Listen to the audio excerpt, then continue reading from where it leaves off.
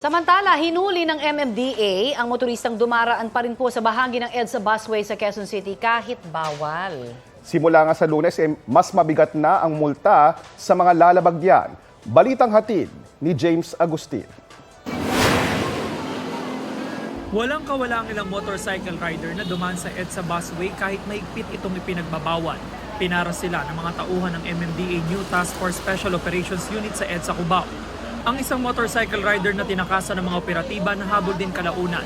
Sermon tuloy ang inabot ng rider. Anong iniisip nyo na tatakbuhan nyo kami? Sensya po, sir. Ganyan pa tayo, lisensyado ka. Alam mong pribilehiyo lang yan.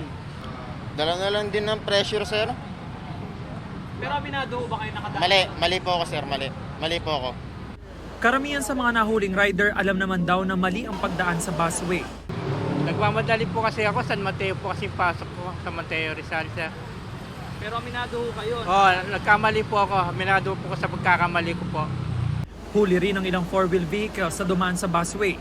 Ang dalawa ay empleyado pa ng gobyerno, taga Department of Agriculture at DILG.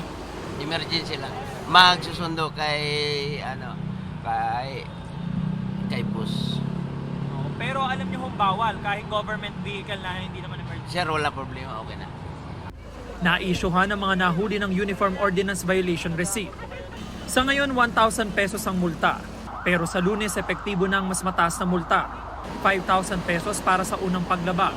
10,000 pesos naman sa ikalawang paglaba. Dagdag dyan ay isang buwan masususpindi ang driver's license at kinakailangan sumailalim sa road safety seminar.